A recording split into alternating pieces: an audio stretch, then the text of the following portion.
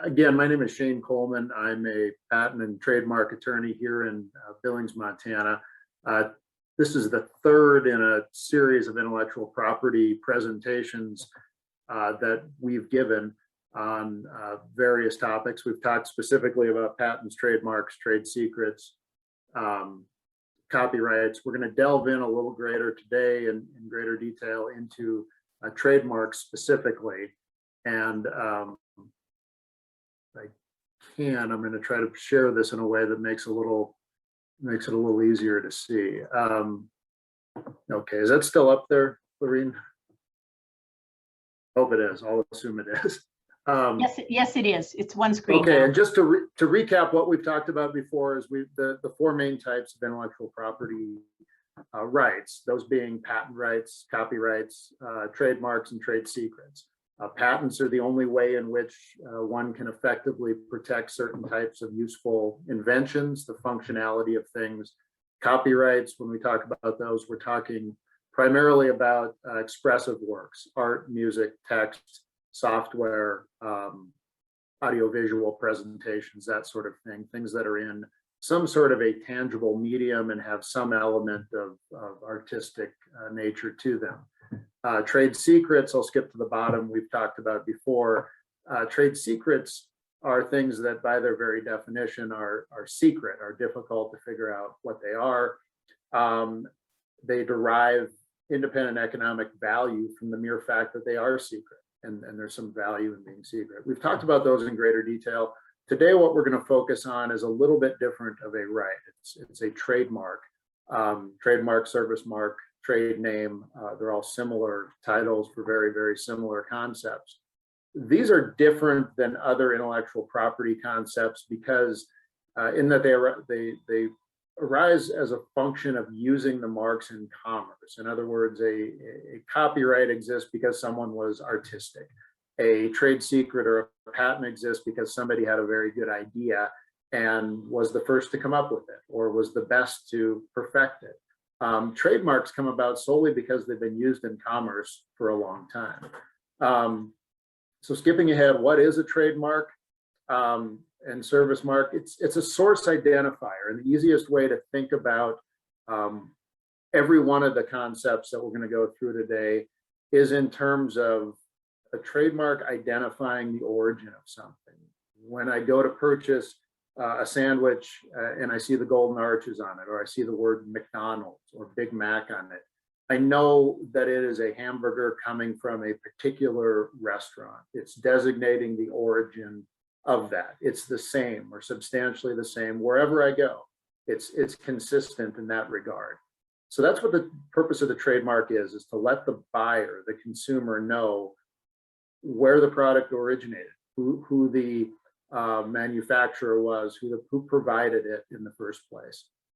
Trademarks compared to patents are relatively inexpensive. Their filing fees are a few $100s per class of goods and services, which we'll get into shortly here. What those are, all told, for a typical first trademark, if we're going to run a clearance search and everything else, I think most law firms are probably going to charge under about $5,000, probably a couple thousand to get the thing on file. And you probably ought to spend a couple $1,000s to do a legitimate clearance search if a small business is going to build their business around a name and not have that name taken from them later. Unlike most other types of intellectual property that we've discussed, trademarks have a potentially infinite term.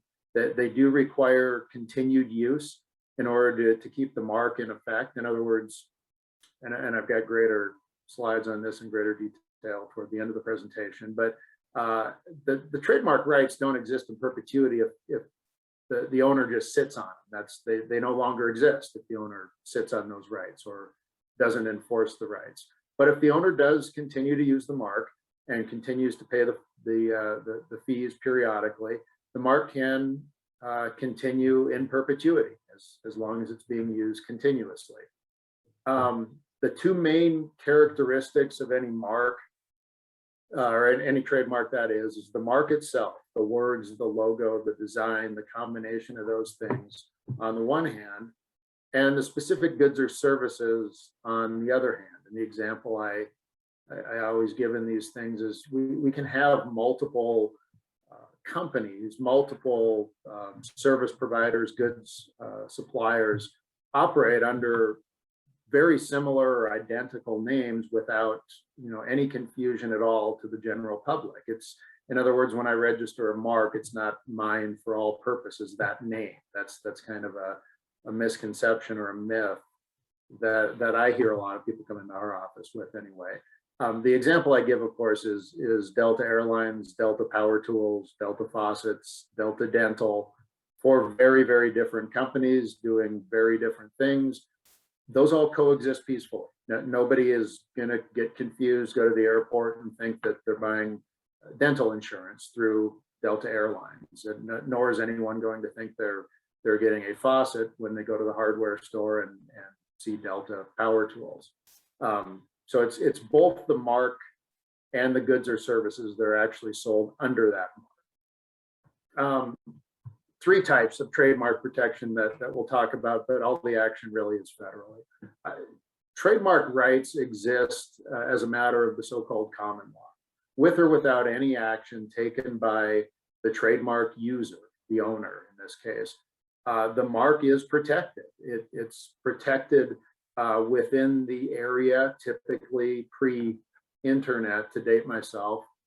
That area has been defined geographically, but wherever a user has used a mark to sell certain goods and services, there will be a common law right to continue to sell those goods and services within those same trade channels without any special registration or anything, and the ability, of course, to prevent other people from entering that market. The problem with the common law, of course, is it's going to require proof of all of these things. There's going to be, require proof of the very first time that the mark was used, every specific area where it was used, and it's going to require, more importantly, proof of any sort of damages that the mark user, owner in this case, has incurred. And that's often very, very difficult to prove, all of those things, but especially the damages. And so what we have then is both a state and a federal registration system where I, as the owner of the mark, the user of the mark, can go to a state or federal agency and register proof of my use of that mark at a certain time. And in exchange, the state or federal government confers upon me certain rights to go out and prevent other people from using that mark in a confusingly similar way. In the state of Montana, that's filed with the Secretary of State. It provides protection, if any, only within the state of Montana, of course. It's a very, very inexpensive process. It also provides very, very limited rights. And as I mentioned, finally, as I mentioned at the outset of the slide, the real action, if you will, in trademarks is federally. Federal registration is achieved through the filing with the United States Patent and Trademark Office. Upon the registration of a mark federally, there's a presumption that the mark has been used in all 50 states and territories. And so, as is the case with an awful lot of other laws generally, when we've got both state and federal law in this area, the federal registration will almost always trump. In other words, if one person, let's say the first user of a mark uses it only in Montana and registers it only in Montana, and a second user comes along and registers it federally, the outcome will be that, yes, the prior user, the Montana user, will have superior rights to use that mark. Let's assume they're identical and the goods and services sold thereunder are identical. That first user will have the right to use it in Montana, but as soon as the second user registers it federally, that second user will own it throughout the United States. And again, given the way our economy works these days, with sales across state lines being, an every day, every minute, every second occurrence, that's where all the real action is, and hence where the federal registrations come in. Again, I get this question a lot, and there's not a lot of distinctions that I need to make, but trademarks, trade names, I think of them for all intents and purposes as being essentially the same thing. A trademark denotes the source of particular goods or services. It's for the purposes of brand development. Trade names, in my view at least, it's not a defined term anywhere that you're going to find in a statute, but in my, as I always describe it, these are the names under which a company does business. And it might be in Montana, for instance, you might file that as a corporate name. You might file it as an assumed business name. And oftentimes the very first trademark that a company has is the name of the company. I mean, sometimes the company is called XYZ Holding Company and it does business under McDonald's or whatever. But other times the very first name that a company seeks out to register is the name of the company. Just like McDonald's has registrations for McDonald's and for the Golden Arches, it also has registration for Quarter Pounder, Big Mac, etc. Thousands of Mick names that are out there undoubtedly. But that is kind of the difference between the two. And the other significance of this is registering a business name in Montana. If I register, XYZ company, and that's the name of my company, or I register that as my assumed business name, that is not the same as a trademark. That will not prevent any other company in Montana from registering a trademark for that identical name. It will not prevent any other company anywhere from registering a trademark for that exact name. And if I am the subsequent user, if I go in and I decide I'm going to register a mark that I really like because nobody else has registered it, but someone else is using it, ultimately that mark's going to get taken from me. Trademark use, until you get to the federal level, trademark use is really it's based on the priority of use. The trademark rights are, that is. So the sooner it's being used, the more rights attend to that use, if that makes sense. In other words, I can't run along, and I do get this question several times every year in Montana. Somebody has a name that they really like. Well, it turns out they really like it because they've got a competitor out there who has the name and didn't register it. And for the most part, this is not a race to the trademark office. I mean, it can be, but it's not, you're never going to take over a senior user's position in the marketplace by registering their name. And in fact, you make it suit for fraud or something worse. Trademark, and I talked about this at the very first presentation, but a trademark is the kind of thing that a business owner should think expansively about. It may be words, letters, McDonald's. It may be a logo, a design, the Golden Arches, for instance. It may be some sort of a slogan. It could be a chime. If you think about the NBC chime that comes on, ding, ding, ding, that is a registered trademark. Certain smells and scents have actually been registered. Think perfume companies. Moving images in certain instances. Think about the Pixar presentations at the beginning of movies and movie trailers. Types of packaging, types of patterns. Again, think in terms of various, mostly women's designer handbags and clothing patterns and stuff. Is the purpose of if you look at a particular design and you can tell looking across the room that design is made by X company, that's a trademark. And it can be registered as a trademark. It needs to be used consistently and it can't have any sort of functionality. But the other example we looked at last time, and I do not know my designers at all, but the red shoes, the red color on the bottom of certain high-heeled women's shoes. I think it was Christian Bouton or something like that, or Jimmy Choo's or something like that. In any event, that is a registered trademark. It designates the origin of those particular products. It can also be certain colors. I could be wrong about this, but I'm fairly certain that 3M or one of those composite material companies has registered blue as maybe it's DuPont, has registered blue as a color for painters masking tape.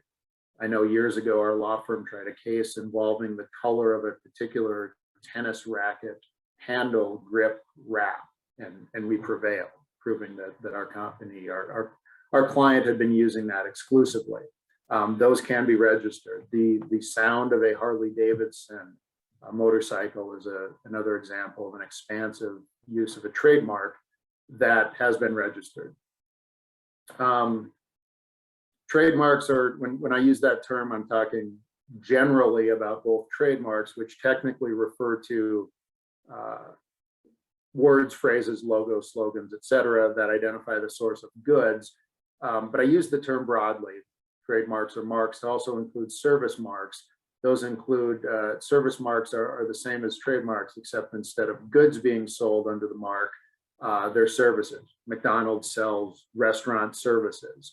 Under the McDonald's mark, it sells quarter pounders under the quarter pounder trademark or the Big Mac trademark. Other examples of non-conventional trademarks, and I think we did look at this at the very beginning, the color pink for insulation, the shape of a Coca-Cola bottle, the shape of a Volkswagen Bug, the Intel inside, noise that sometimes appeared in some of their ads years ago, the red tab on a Levi's jeans. All of those critically, they don't perform a function, and that's what makes them registrable. That's what allows the mark to designate the origin of those goods or services. Someone knows instantly looking at the shape of a bottle that, hey, this came from Coca-Cola. Or it doesn't stop there. It also includes, for that matter, Maker's Mark, the whiskey, Jack Daniels, and many other, lots of liquor bottles have been protected that way. I apologize. I seem to have gotten stuck on this page for some reason. Lorene, am I still sharing my screen? Yes. Okay, good. The indicator disappeared on me when it stopped advancing. I apologize.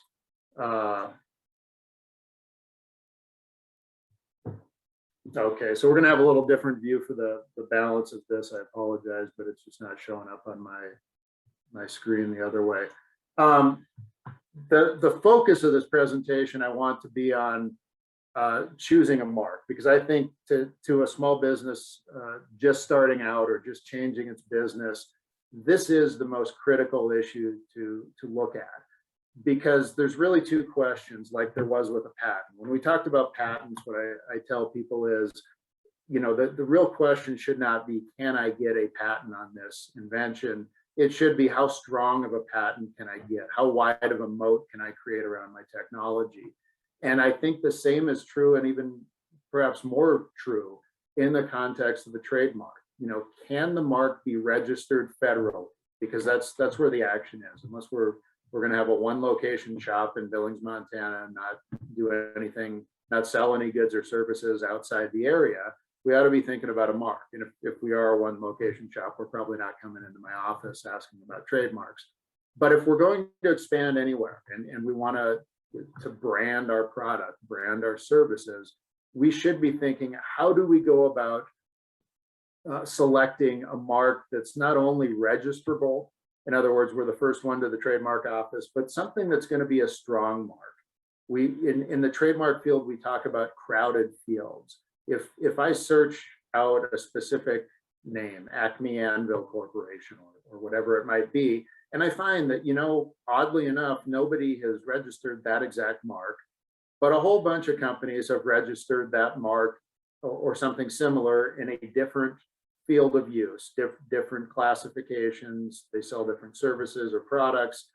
Or if I find a whole pile of companies on the internet that use that same mark or something similar, that's not a mark I'm going to want to select, even if I can usher it through the patent office, through the patent and trademark office.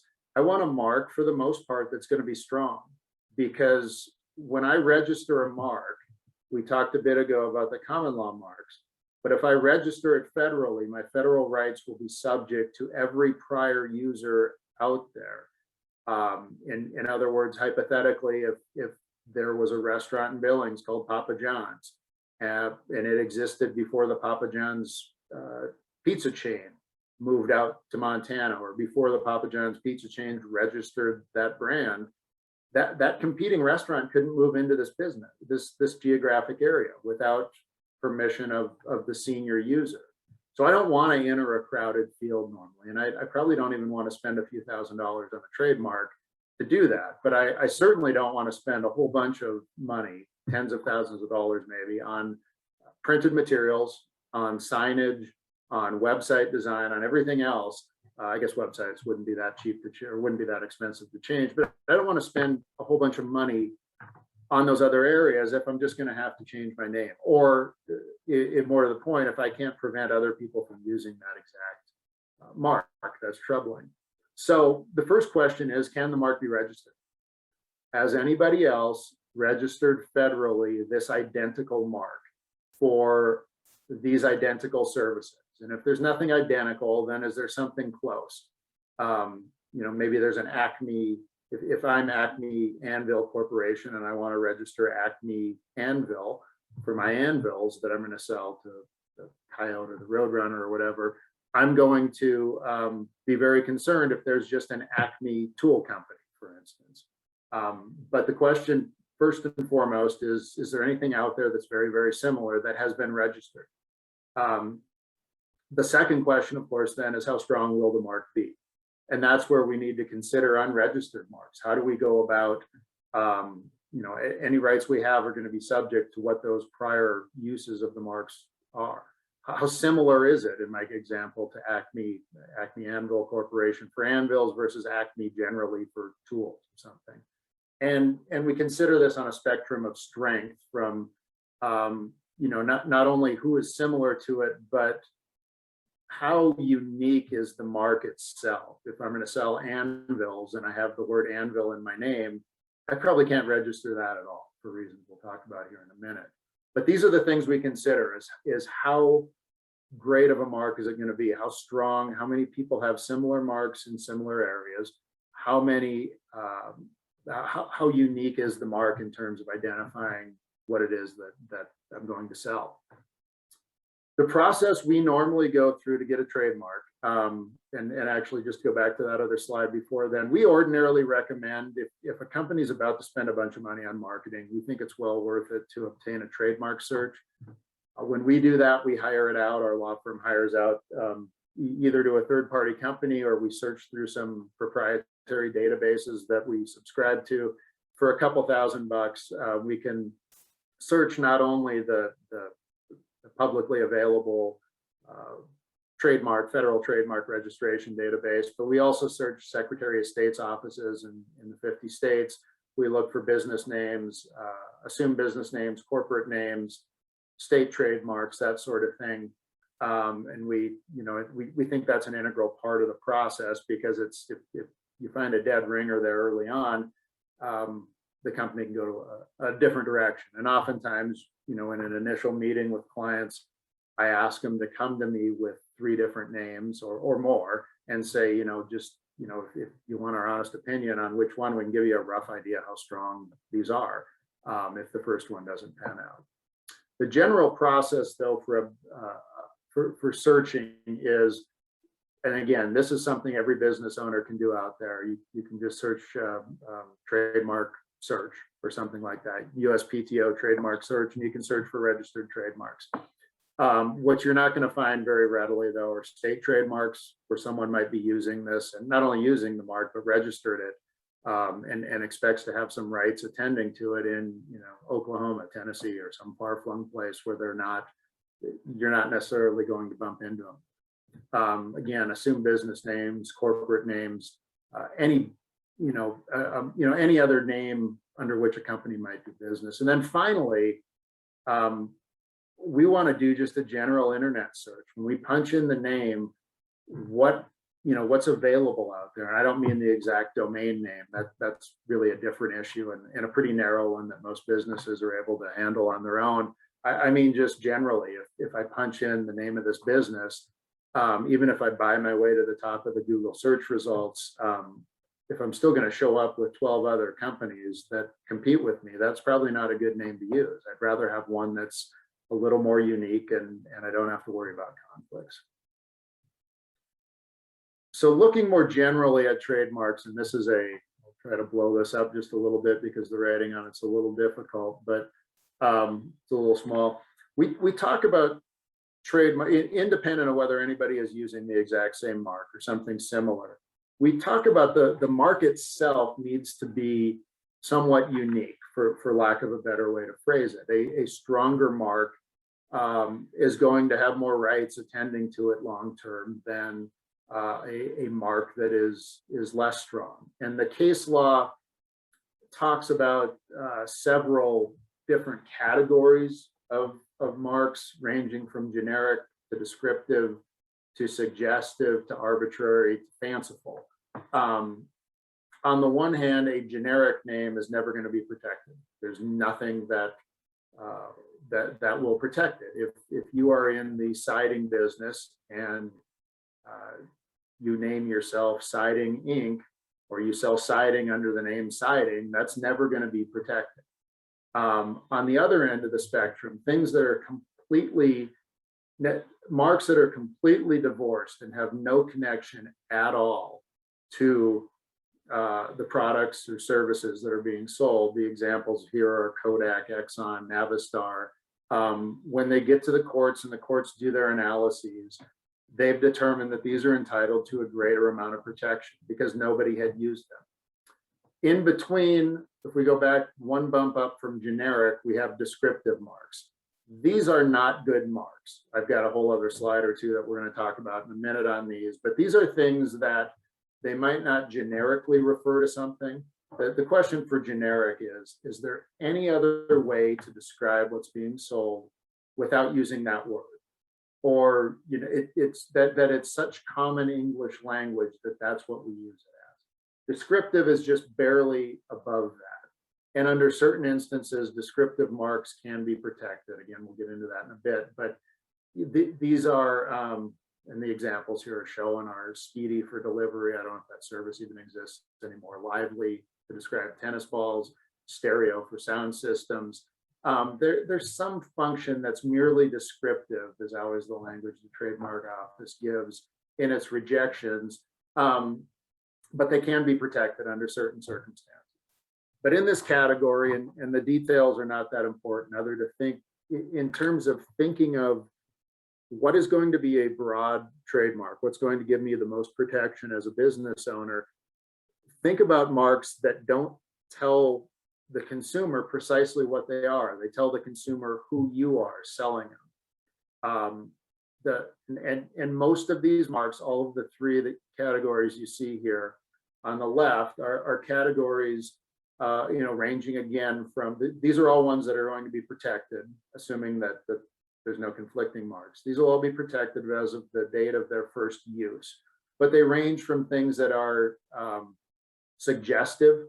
The examples that courts have found: Caterpillar for tractors. The notion of a caterpillar somewhat suggests you know, something that crawls on the ground, in this case equipment. Talon for some sort of a fastener. The other one that's not on here that shows up all the time in examples as suggestive is Tide for laundry detergent. It connotes an idea of some sort of water or waves washing over something, like cleaning clothes. What are maybe the stronger examples is in the arbitrary category. These are completely, these are marks that refer to real things, but are used in a different sense. For example, Venus is a real planet, obviously, or a goddess. That's been used for pencils. Camel for cigarettes. Apple for computers. Apple is a terrible name to sell produce under. It's generic. That's how you describe a particular fruit. It's a pretty darn good way, though, to sell computers, because when I say Apple computer or Apple in the electronics world, everybody knows what I'm talking about, and nobody's thinking produce. And then finally, the strongest marks, as I talked about earlier, are the ones that have absolutely no connection to anything. These are made up words. These are symbols, letters put together. You know, something completely divorced from what's being sold.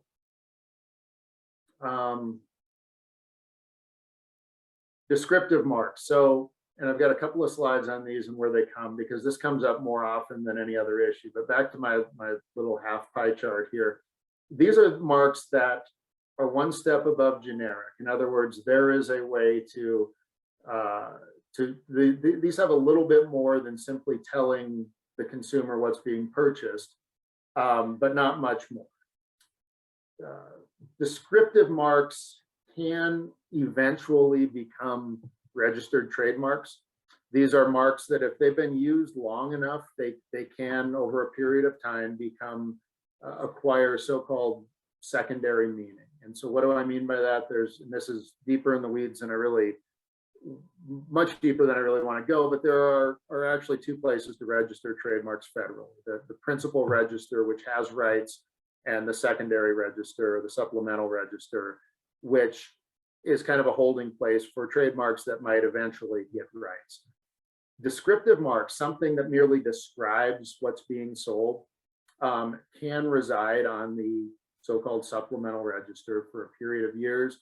And if that mark, that somewhat descriptive mark, is used over a long period of time, exclusively by the trademark owner, and continuously, then after a certain period of time, that owner with the proper proof can apply to the trademark office to register it on the real or principal register. The process for registering that is submitting an affidavit to the Patent and Trademark Office after 5 years or sometime thereafter, outlining the facts that this mark has been used continuously, it's been used exclusively, no one else has been using it. I think it has acquired distinctiveness, or in other words, secondary meaning. When somebody hears my otherwise descriptive mark, because I've used it for so long, people understand what it is that I'm talking about, and they identify it with me as the source of those goods. More examples of descriptive marks. The most common area that I see for descriptive marks are geographically descriptive ones. Again, I'm dating myself, but if we had a phone book, if you were to look back through and look at the phone book or some other listing of businesses in Montana or Billings or wherever, how many businesses are you're going to find that say Montana blank in their name? Flooring. I look, to pick on the flooring companies. Yeah, or roofing. Rimrock, insert here. In my mind, every one of the things I've got on this slide, Bozeman, Gallatin, Glacier, Rocky Mountain, these are descriptive. These are not words that we can take out of the English language, because other people ought to be able to use them. I should, if I have a coffee shop and I call it Billings Coffee, coffee is going to be descriptive, or is going to be generic rather. And in my mind, Billings is nothing more than descriptive. I don't think I can take that word out of the English language and prevent anybody else from doing it. And we do hear, I hear it more from unregistered people complaining they've got a competitor in, pick your trade, plumbing, roofing, engineering. You could probably plug every one of those names behind these modifiers here, geographic modifiers, and you would come up with somebody in Billings or someone in Montana using them. The example we had years ago that I think everybody in a Montana audience laughs at, but on the other end of this thing, there was a designer suing our client. Our client was a company, I candidly don't know if they're even still around, called Montana Knits. And they sell, unsurprisingly, knit products, sweaters, socks, that sort of thing. And they sell them from Montana. They are based in Montana and they sell knitted products. They were actually sued by a gentleman by the name of Claude Montana. Claude Montana is apparently a designer of clothing over in Paris. And this goes back 25 years now.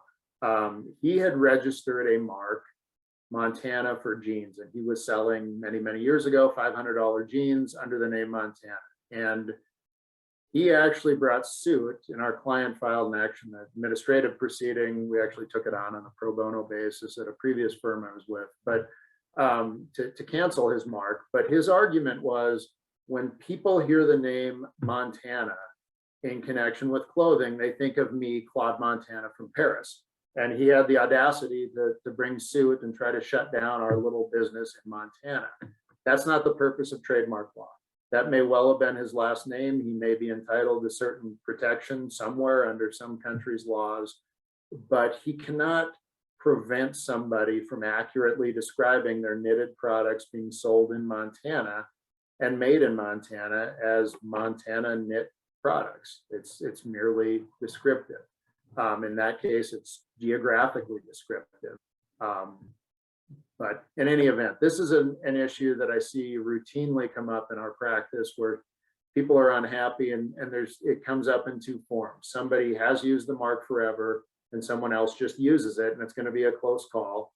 Or the other example I see more commonly is someone selecting a mark, and I tell them, Billings Roofing or Rimrock Roofing might very well, for business purposes unrelated to trademark law, be a very effective name. But from a trademark standpoint, this is something we really can't get broad protection on. If you're in the business of roofing, and candidly, I don't know if there's anyone out there named Rimrock Roofing. I'm going to guess there is. Apologies to them. But if you are located in the valley bordered by the Rimrocks, and you are in the roofing business and your name is Rimrock Roofing, you're going to be hard pressed to prevent someone else from using that exact name. It's just not a strong name. It simply describes where you are and what you're doing. Yellowstone blank, Yellowstone Valley blank.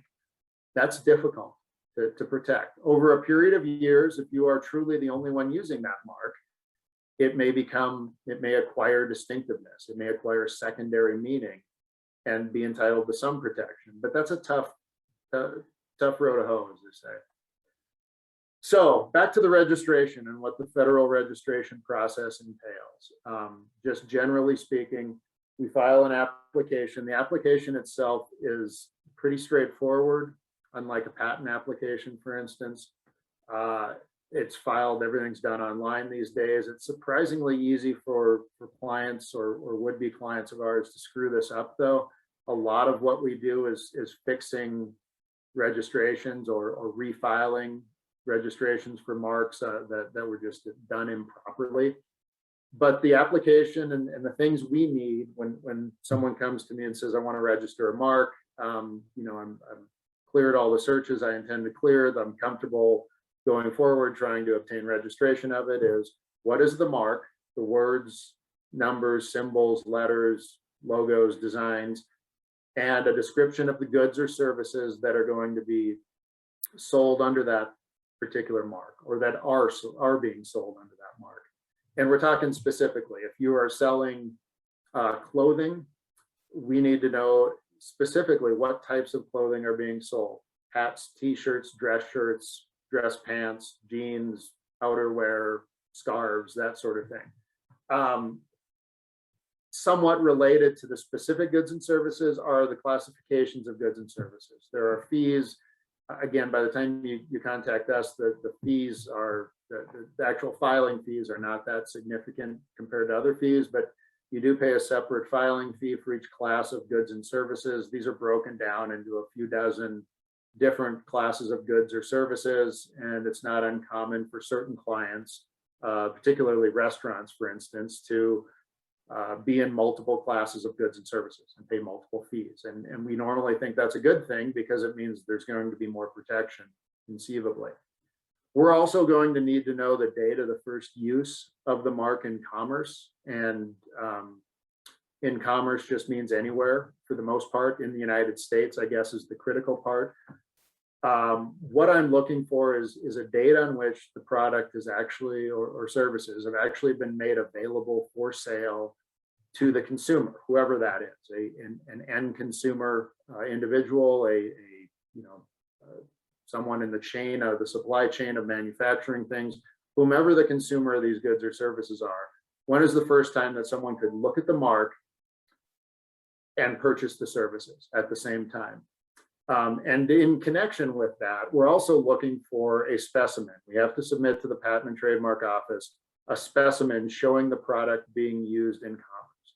This is, in the age of the internet, which has been most of my career now at this point, specimens are pretty easy. We find a web page where I can, an e-commerce page, this product is being sold. Here's an example of it, of what it looks like. Other examples and what we would use more classically are the actual packaging, a photo of the product with the mark stamped across it. If you're selling a shovel under the whatever name, Acme Shovel Company, that name affixed to the product. It needs to be affixed. A generic business name is not going to work. Stationary business cards, those are not going to work. They need to be, when somebody goes to a point of sale to purchase this on your website or somewhere else, we need to see the product bearing the logo or bearing the mark that we're trying to protect. And oftentimes that's a photograph. If we don't have it readily available on the website, it's a photograph of the actual physical product that has the mark on it. And that's a good way to think of, back to what I said at the outset, the designation of origin of this particular product. Where is it coming from? That gets submitted. If everything goes well, after several months, maybe 6 months or longer, we get an office action and we file a response to that. The office action will say things like, there's another mark that's too similar, I'm not going to allow it. And we argue with the examiner. It may also say, that you need to disclaim certain things. If I've got, say if I'm going to call the product, let's just call it Big Shane's Shovels. If I'm selling shovels, one, they're going to want me to disclaim the word shovel because it's simply a generic term. We can't take that out of the English language. Then they're also going to want to know for other purposes who Big Shane is, and is he big? Is it merely descriptive of what's being sold? And probably not in those instances. At a certain point, when the mark is approved for publication or otherwise seems to be approved, it will get published for opposition. And there's something that the Trademark Office publishes on a regular basis, the Official Gazette, where the mark is available for the general public to look at and comment on. And what that's there for, candidly, is for the larger trademark holders who do policing of their marks to, they have services that review those and make sure nobody's trying to register McDonald's for some other untoward purpose. It gets published for opposition. If there's no opposition, it will then issue. I don't have a slide on this, but then going forward, in subsequent years, the trademark holder is required to submit continued proof that the mark has been used continuously and exclusively, and which goods or services have continued to be sold under that mark. And those oftentimes will change, and they can really only change in one direction. They can diminish, otherwise we need a new application. But you need to swear under oath after, every few years, depending how you filed the application, you need to swear that the mark is continued to be used for in connection with the sale of certain types of goods or services. At the federal level only, and not at the state level, there's what we call an ITU, or intent to use process. This is contrary to everything I've said about how the mark needs to actually be used in commerce in order to register it.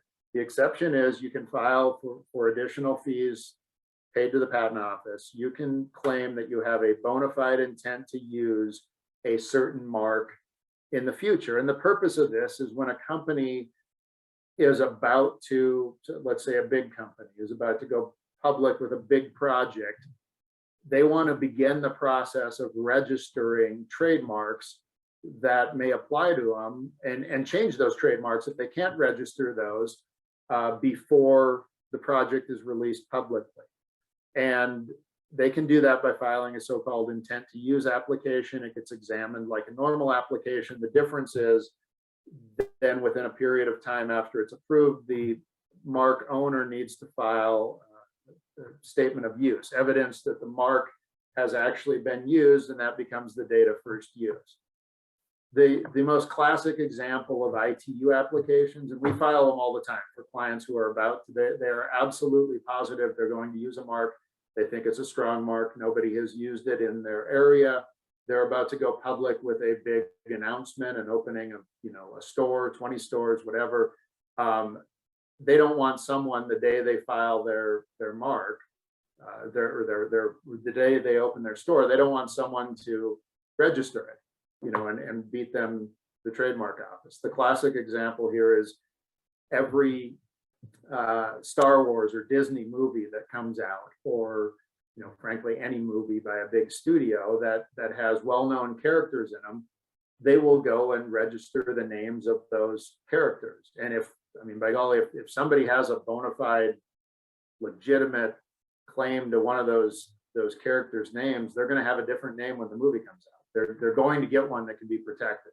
They don't want to find out that Boba Fett or whatever has been taken and they can't use that name, or more importantly, they don't want someone else selling a fake Boba Fett product or companion wear, that sort of thing, any sort of merchandise, because that's where the action's at. So they register character names and similar things ahead of time.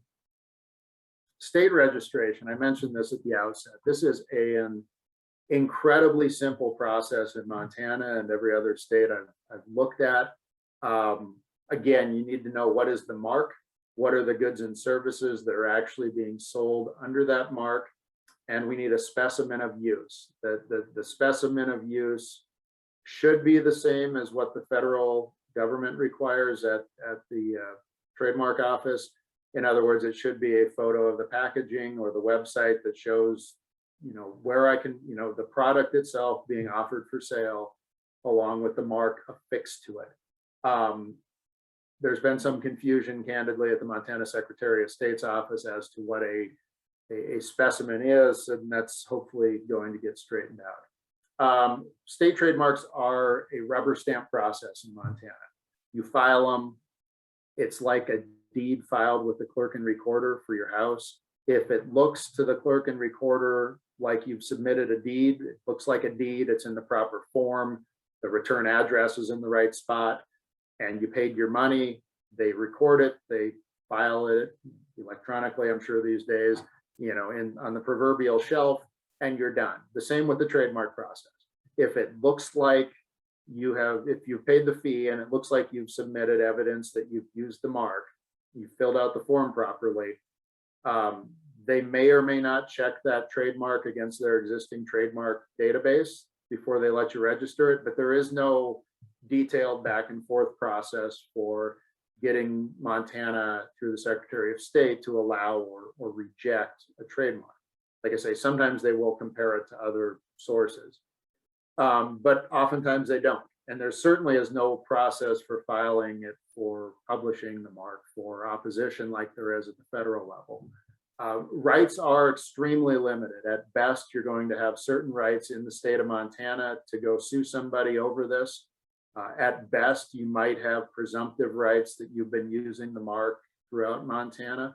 For $20, it is well worth filing this document, but it's, recognize it's going to be a very, very limited, and that's for, I think it's for 5 years, it might be 10 the first year and then 5 years thereafter, but you do have to renew it from time to time, but they're extremely limited rights. One reason I encourage people to file it is it's something they can do on their own and it's inexpensive. It certainly is worth the $20. Even if the rights are going to be limited down the road. Second reason I do is a lot of times people file a federal application and we say, well, that's going to take, somewhere between 9 and 18 months probably to issue.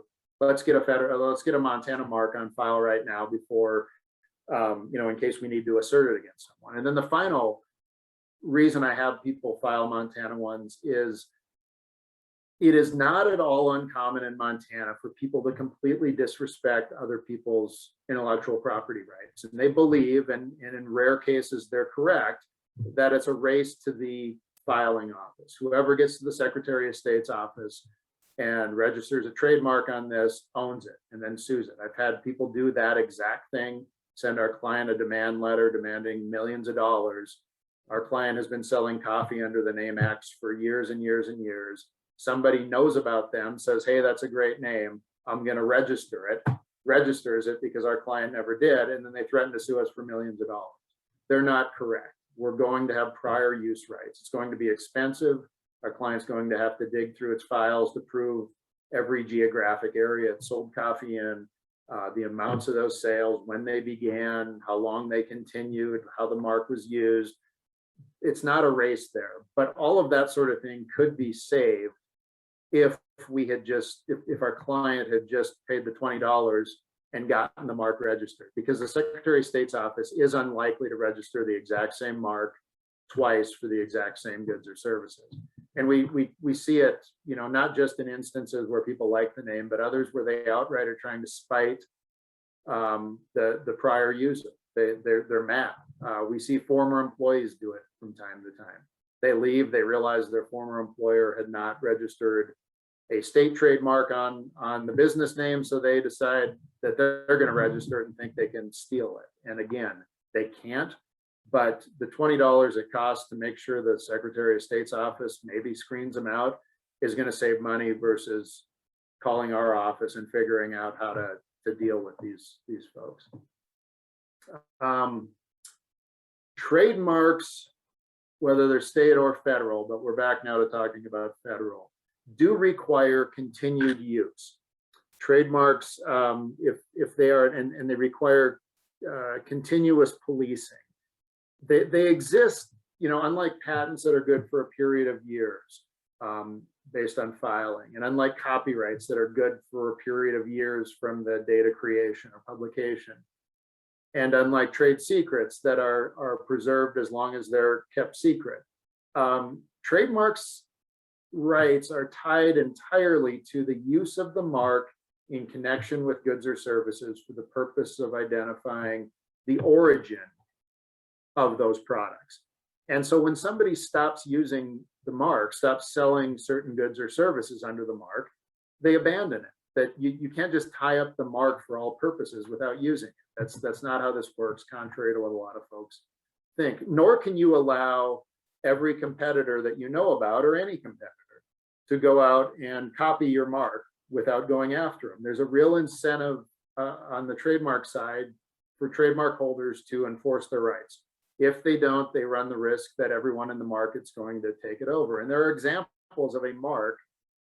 These are registered marks I've got below here that all of these once upon a time were registered with the Federal Patent and Trademark Office as trademarks.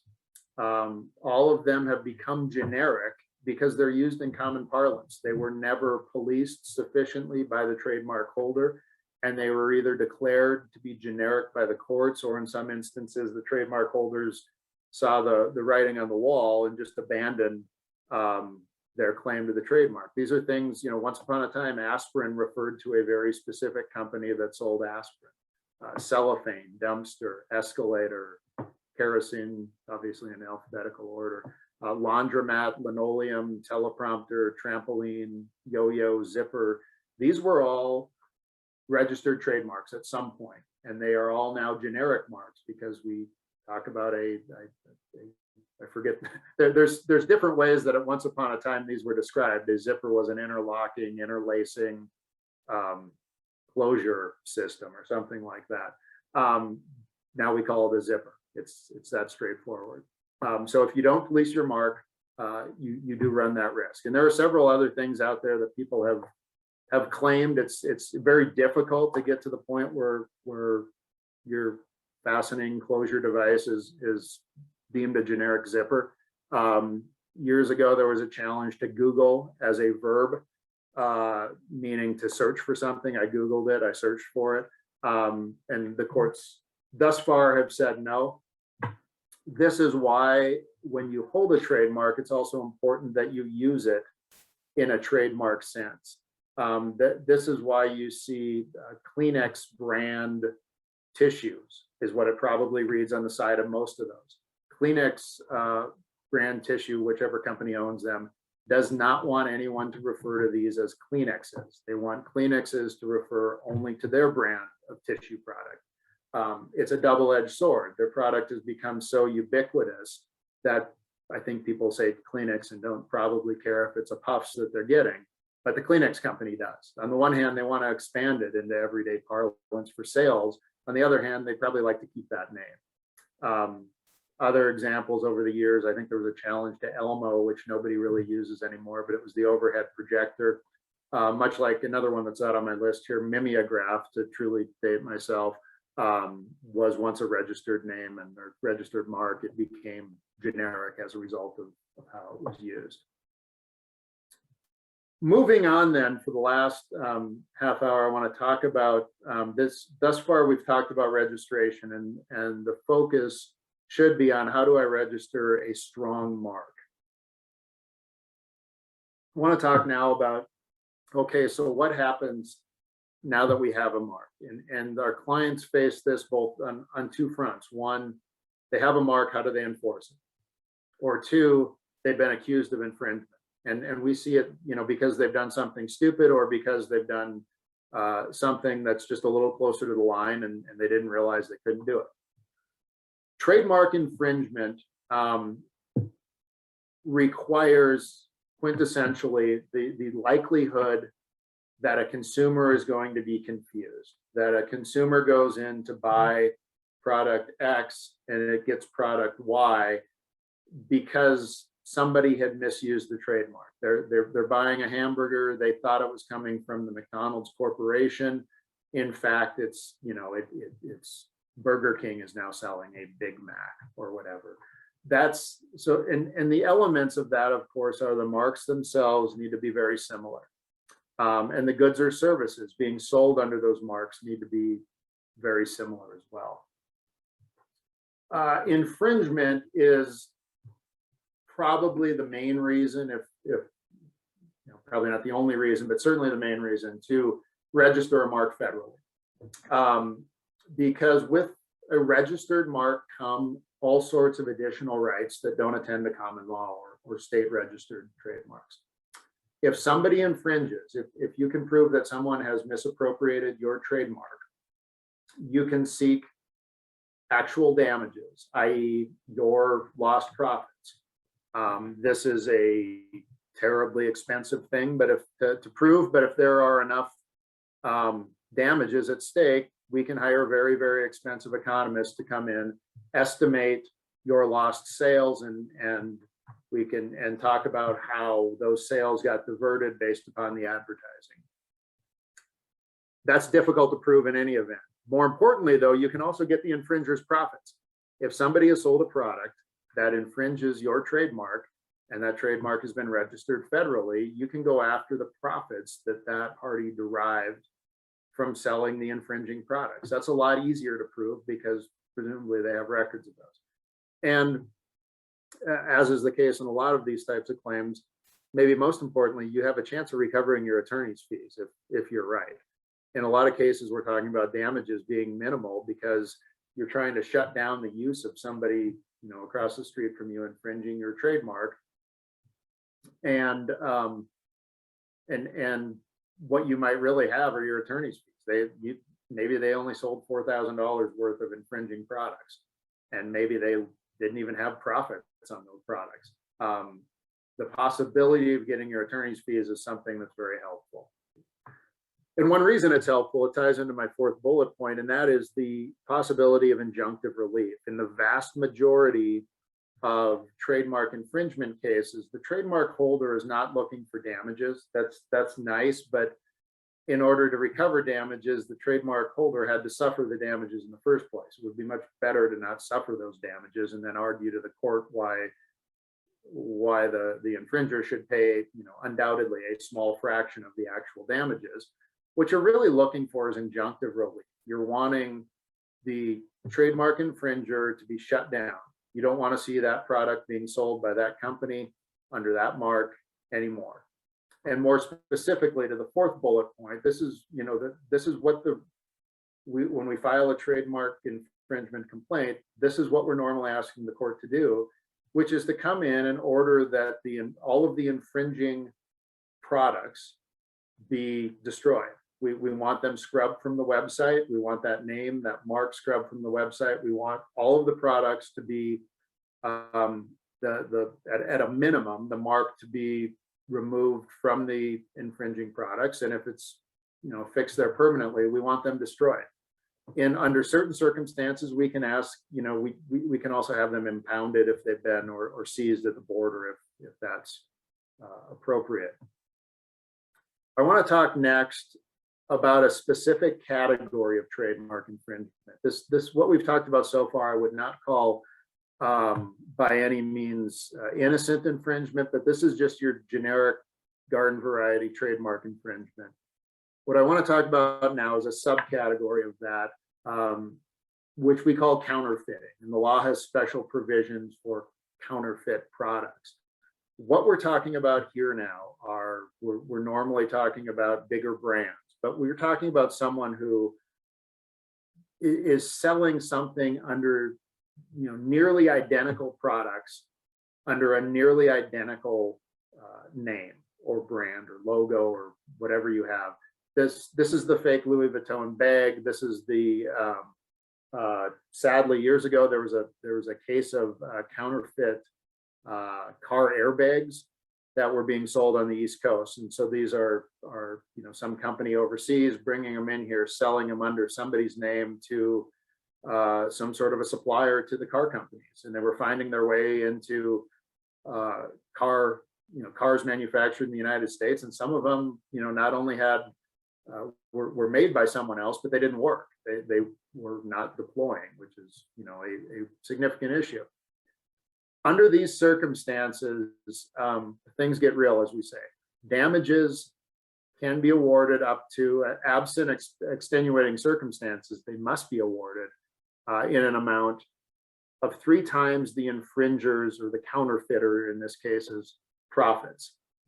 Additionally, the court or the jury can award statutory damages. And what this means is, under certain circumstances, it can be very difficult to prove what the infringer's profits were. And in a counterfeiting case, you may never be able to find them. You might sue them.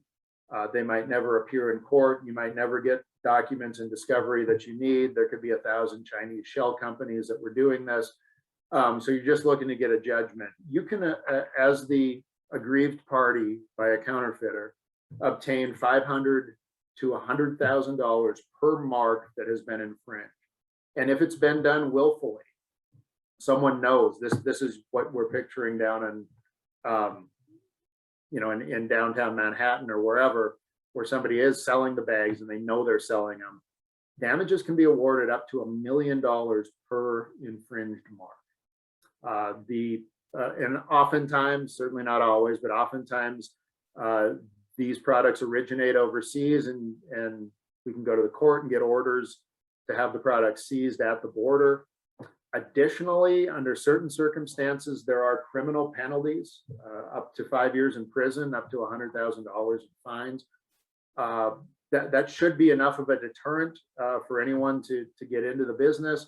As I say, we don't do criminal. I mean, that's a bit of an overstatement. We occasionally, other folks defend other types of white collar stuff in our office, but my clients concerned about trademark infringement or accused of trademark infringement, we're not in the criminal realm, and criminal penalties against an adversary don't usually do much for my client. We want money, we want our damages to be fixed. But they are out there, they're entirely possible, and these are for, of course, the most egregious cases. I want to talk now about a couple of other sort of related, tangentially related theories, because so far all we've talked about is people selling goods or services that infringe, that truly infringe. They're trying to confuse the public into thinking that they're purchasing goods from source A when in fact they're being produced by source B. One theory is so-called trademark dilution. What that means is this applies only to marks that are famous. And as is the case, as we saw with copyright, lots of types of intellectual property law, while they do provide certain rights for beginning businesses, They also provide greater rights to bigger businesses, companies who have been around long enough to have their products be very well known, their brands incredibly well known. Think McDonald's, Nike, Coca-Cola. Think specifically Victoria's Secret. There's a case went to the United States Supreme Court called Victoria's Secret, the lingerie store, clothing store, versus Victor's Little Secret, a sex shop in Kentucky somewhere. And Victoria's Secret sued Victor's Little Secret and said, you've infringed our trademark, or at a minimum, you've diluted our trademark under a previous version of the statute. Ultimately, the Supreme Court said they did dilute your mark, but you weren't really harmed. You couldn't prove any damages.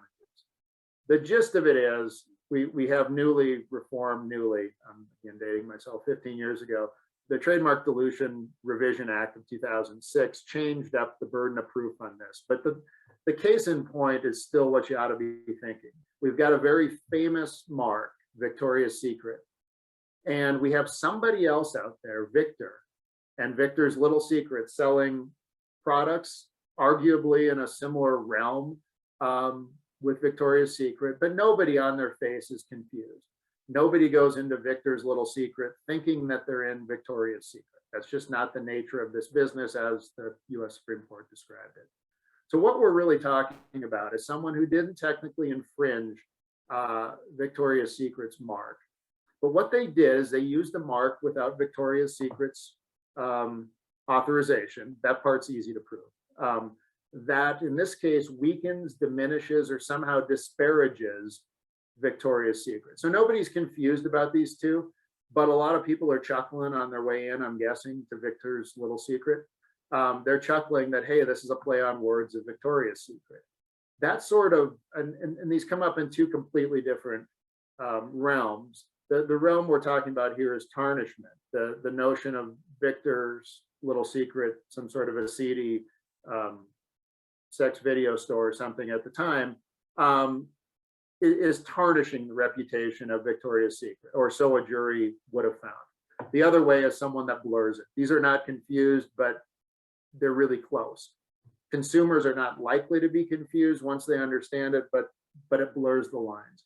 In any event, the point of this slide, and this could be the subject of lengthy discussion, but the point is trademark dilution under certain circumstances is something that could be actionable. For our clients choosing a name, it's not a good idea to try to be a cute play on words of a famous mark. People who own famous marks, for reasons I talked about on a previous slide, have great incentives to enforce their trademarks so that they don't become the next Zipper, Escalator, generic mark. They need to enforce them to keep them there. They're not going to tolerate people that diminish them. Other types of trademark related litigation, these have popped up in a number of cases that I've seen that people don't. Again, this goes back to the notion of a trademark as a designation of origin. It tells people that McDonald's hamburgers came from McDonald's, or they are made with the same standard and quality of all McDonald's around the country. Trademark laws arise under, federally anyway, under the Lanham Act. Also under the Lanham Act are where you find most of your false advertising laws. In other words, it's the same concept. So when you think of somebody falsely designated, my company as a source of goods that they were selling, it's anything else that's false about their advertising can be pursued under the same or a very similar statutory regime. Any sort of false designation of origin in particular is called out as it's not even it's kind of a subset of false advertising, but it's specifically called out as this is where my products were made. Think of your quintessential example, made in USA. If somebody stamps the term made in USA on their products, it needs to be made substantially in the United States. If it's not made in the United States, and this could be your competitor, your quintessential example, your competitor across the street steals your patented technology, steals your software that may be embodied in copyrighted code, steals pages from your website that could be protected by a copyright on the graphical user interfaces, steals trade secret customer lists and begins to market your most profitable products to your existing customers, does so under a name that infringes your trademark because it's very, very similar to your name. And then on top of all of that, has the gall to have all of this done in China, but instead ship the products to the United States and then stamp made in USA on them, or made in Montana. There may be problems with federal agencies about that, but setting that aside, there's an action under the Lanham Act for false designation of origin.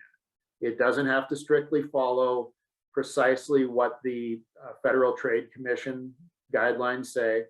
The example in this case, made in USA, does not need to be made explicitly. It could say made in Montana, made in Billings, Montana, or, frequently asked questions at the end of a website, where is your product made? Right here in Billings, Montana. Well, if it's shipped in from China and sold from here, that's not true. And a competitor can sue and say you have designated falsely the origin of your products in order to gain a competitive advantage. And the reason you're outselling me across the street, in addition to infringing my patent rights, copyrights, trademark rights, and misappropriating my trade secrets, is that you've also been sourcing these from China where it's a lot cheaper to get. That's not fair. Whether in fact the representations do falsely designate the origin of the products is something a jury can decide. It may or may not fit exactly with the Federal Trade Commission regulations, which generally say 90% of the value added needs to occur in the United States in order to make that representation. A jury can just say, even if it's more than that, which is unlikely, a jury can say, no, I don't think it was really made. I think you've deceived the public. Related to all of that, anything that I've not previously covered, arguably, if it fits under the ambit of unfair competition, something where someone has made misrepresentations, in the manner in which they compete with somebody else in the sale of goods or services, certain categories of that fit within the Lanham Act as well. I have only a couple more slides, and I do see I've got a couple things in the chat if I know how to access that here. I want to touch very briefly on trademark licensing. This is tricky. This is, in my view, misused even by some of the larger Montana companies, that not ones that I've worked with, but ones I've learned enough about their licensing practices. Trademark law, to emphasize over and over again, is not merely having a cute name, running to the trademark office, registering that name, and then selling the rights to other people to use it. You have to actually sell a product or services under that mark. You don't just reserve it, tie it up, and then try to sell it to people. That would be a so-called naked license, a license of the mark without the goodwill of whatever goods and services are being sold under it. So when we talk about trademark licensing, and this is a big chunk of what our law firm does in its intellectual property group over the years, we're talking about something where we've got a written license agreement. For example, simplest example is for a company or someone to sell apparel. Say the Coca-Cola company is going to manufacture shirts or bottles, for that matter, that say Coca-Cola on them. They may not make those themselves. They're going to license a company to make those products and sell them, or a university system licensing some local vendor to put Fighting Bobcats, Montana State on there, if they've registered that mark, which they have. That's the sort of license agreement we're talking about. In order for those license agreements to not only be enforceable, but to not cause problems like the dilution problems I talked about, there needs to be certain quality assurances. In the bigger scope of things, this is one of many issues that a franchise would deal with a franchisee selling products, let's say under the Fuddruckers name. Fuddruckers corporate is going to want to make sure that that company doesn't go out and make its own wrappers and handwrite Fuddruckers on the side. They're going to want it to have a similar look and feel. and all of the quality controls are going to be there. Just like if the Coca-Cola company licenses someone to put Coke on t-shirts, they want it to appear a certain way. Moreover, the scope of what's licensed is always going to be limited. We don't, back to Victor's little secret in the disparagement issues, there are certainly certain products that Coca-Cola does not want licensed users, manufacturers to print its logo on, undoubtedly.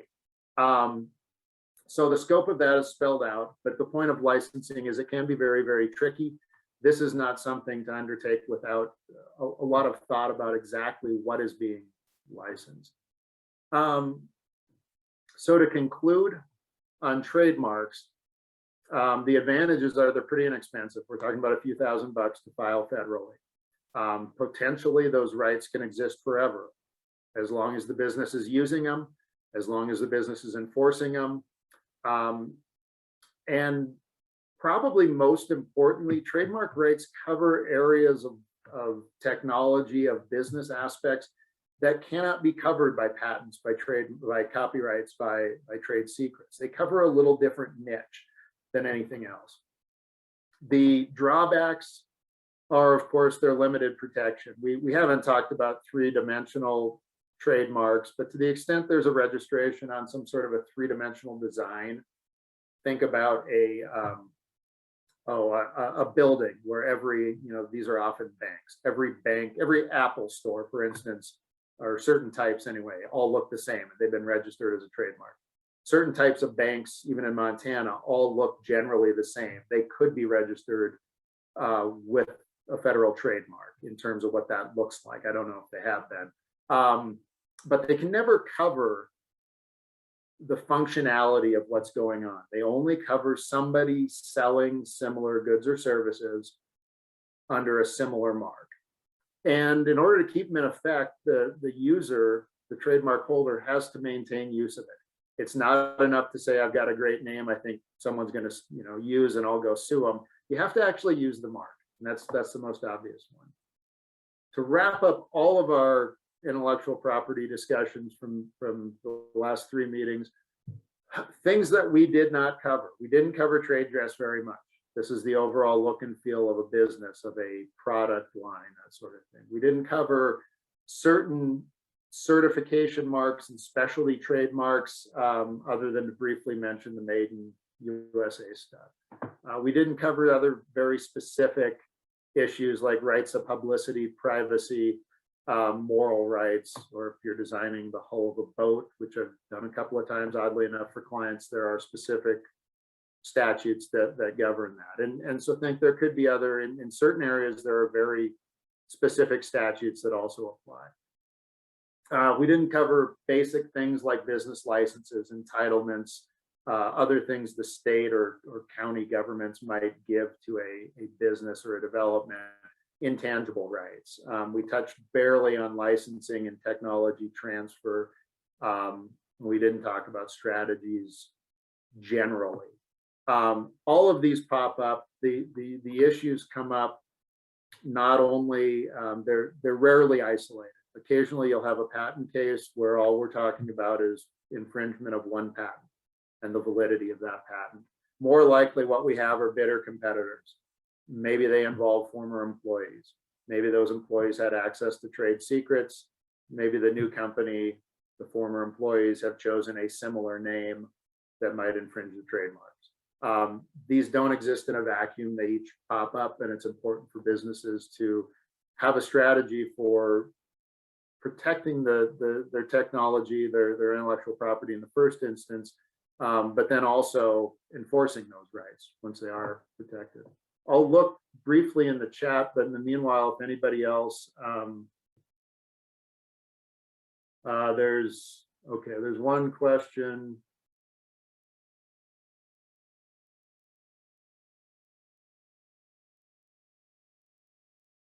When the patent office, I guess everybody's looking at my screen, I think. When the patent office is looking for grounds to refuse a mark, what do they use to determine whether the mark is similar or related such that consumers would mistakenly believe it? What they look for are purely other registered marks, and they look for what are those businesses using the marks for. Remember, there's kind of two levels of examination. One is the trademark attorney, the internal examiner looking at this on his or her own, and they're going to compare. There are, and I should know this off the top of my head, something like 42 classes or 52 classes of goods and services. Those classes, one will be clothing, one will, and they're kind of oddballs, but one class of goods and services will be clothing, one will be alcoholic beverages, one will be paint, I mean, there's some really odd ones. First, they'll look to see if anybody has a very similar mark in the realm of that class. Are you both selling the same thing? Somebody's only selling suits, somebody else is only selling swimwear. You know, even if the marks themselves are very similar, they're probably not going to issue a refusal. If they look closer, then the trademark examiner will say, I need you to get consent from the existing owner, and then I'll approve it. That happens sometimes.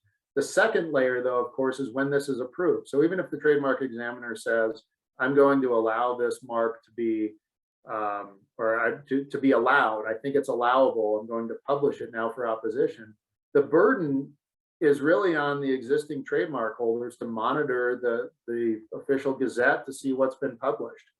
They have the opportunity to file what's called an opposition proceeding at the trademark office while the application is pending. If the existing trademark holder does not oppose the mark, then the trademark office is probably going to allow it. I mean, if it reaches that point. So the existing owners do have to make some sort of an objection, if that makes sense.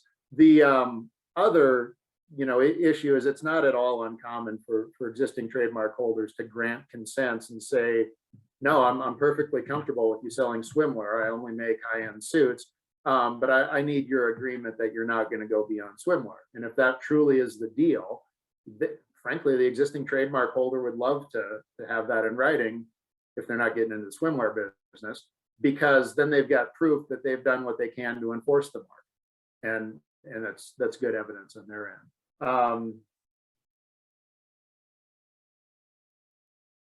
Transportation companies. The other question that related to that, then yes, with my Delta example, could I become have a business called Delta Taxi?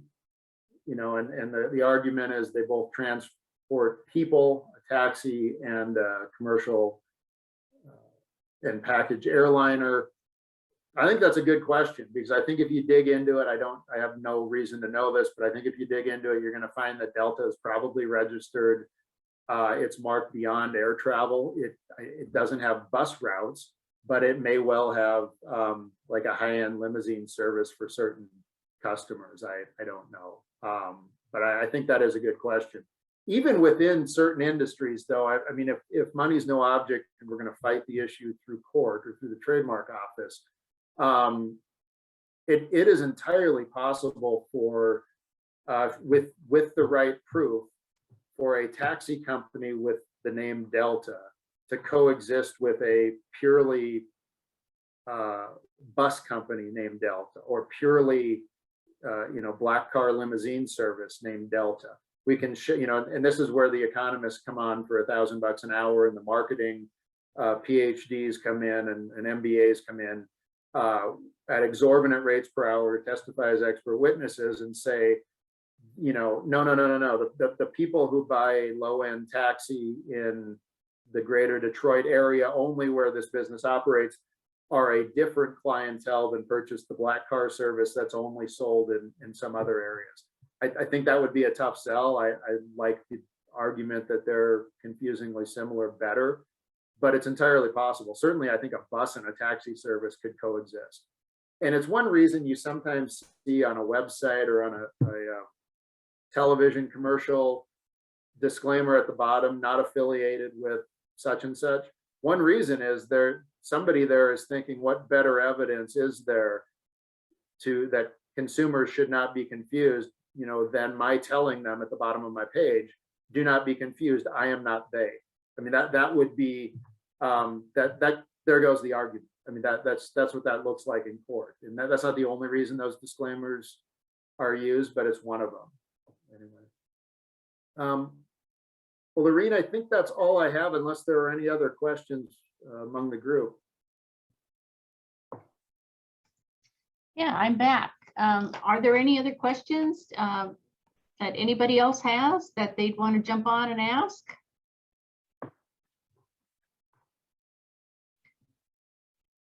Well, if you do have some, look, you can keep, let's see, here we have one maybe. How does social media such as podcasts fit in? Oh, goodness. They fit in all of it. The title or the personalities of the podcast could be trademarked or registered as trademarks. The substance of the podcast, the actual audio, it should be subject to copyright. Transcript should be subject to copyright. If someone has a podcast on a weekly basis, they should be registering that with the Library of Congress as a copyright. They probably should register try to register the podcast name, depending what it is, as a trademark. It depends how it's being used. Oftentimes book titles or seminar titles are difficult to protect as a copyright, and sometimes it's easier to do it as a trademark if there's a whole series of stuff going out with it. Okay, I hope that answers your question. And if anybody else would have any other questions, they could sure feel free to reach out to us, and we can get back to Shane with those questions. And I think we got a lot of information today. I hope we can absorb all of that, and I hope that helps you with your business. And feel free to reach out to any of us. So I think with that, is that going to conclude our day today? Are you finished? We want to thank you a lot, Shane, for joining us today, and appreciate your time. And we'll be reaching out to you again. Thanks again.